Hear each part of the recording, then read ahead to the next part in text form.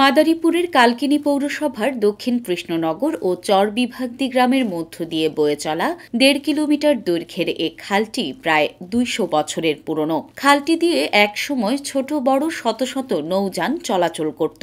৮০-র দশকেও এই খাল দিয়ে নিয়মিত চলত কৃষি পণ্য নিয়ে ছোট বড় ট্রলার।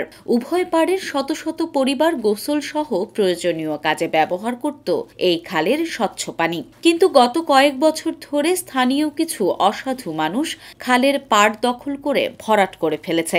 দখলের কারণে খালটি সরু হয়ে যাওয়ায় এখন মালবাহী ছোট ছোট নৌযান তো দূরের কথা, একটি ডিঙি নৌকাও খালে ঢুকতে পারে না। এছাড়া স্থানীয় কাঁচাবাজারের উচ্ছিষ্ট কসাইখানার বর্জ্য, খড়ের স্তূপ, পলিথিন সহ নানা ধরনের বর্জ্য ফেলা হচ্ছে এই খালে। ভরাট হয়ে সরু হয়ে গেছে খালটি। শুধু দখলই না, খালে ময়লা ফেলায় দূষিত হয়ে পড়েছে পানি। এতে চরম ভোগান্তিতে পড়েছে এই দুই গ্রামের ২ শতাধিক পরিবার। ঐতিহ্য ধরে রাখতে খালের ময়লা পরিষ্কার ও দখলমুক্ত করার দাবি স্থানীয়দের। প্রায় ১,০০০-১,৫০০ লোকের সমস্যা। আর এই যে জলাবদ্ধতার কারণে আমরা থাকতে পারি না। এই ডেঙ্গু মশার উৎপন্ন অনেক মনে করেন রোগী হাসপাতালে স্যার ভুগতেছে। খালের দুই পাশে তো লোক আছে, বাড়ি ঘর আছে, দোনো পাশের লোকজনেরা, বাচ্চা কাচ্চারা সবারই তো অসুবিধা হইতেছে। দুর্গন্ধে বাড়িতে থাকার ডক না, ডেঙ্গু মশা, ডেঙ্গুতে অনেক লোক আক্রান্ত হয়েছে খালি এই খালের। আমরা ঘরে থাকতে পারি না, ড্রেন হওয়ার কথা কয়েক বছর ধরে খালি ড্রেন হইতে আছে, ড্রেন হইতে আছে না।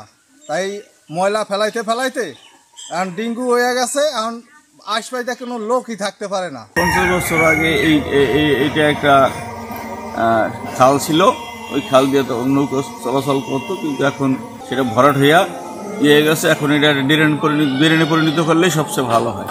ঐতিহ্যবাহী এই খালটি দখলমুক্ত করে নাব্যতা ফিরিয়ে আনতে দ্রুতই পদক্ষেপ গ্রহণ করা হবে বলে জানিয়েছে কালকিনি উপজেলা প্রশাসন। কালকিনি পৌরসভার পক্ষ থেকে ইতিমধ্যেই আমরা খাল খনন কার্যক্রম শুরু করেছি। ইতিমধ্যে আমরা যে কুমারবাড়ি খাল সেটা আমরা খনন করে আমরা পানির প্রবাহ আমরা স্বাভাবিক করে দিয়েছি, এবং কালকিনি পৌরসভার যে অন্যান্য যে খালগুলো রয়েছে আমরা পর্যায়ক্রমে প্রত্যেকটা খাল খনন, পরিষ্কার এবং অবৈধ দখল মুক্ত করার উদ্যোগ গ্রহণ করব। মাদারীপুরের কালকিনি উপজেলার দক্ষিণ কৃষ্ণনগর ও চরবিভাগদি গ্রামের এই খালটি দখল ও দূষণমুক্ত করার দাবি সচেতন মহলের।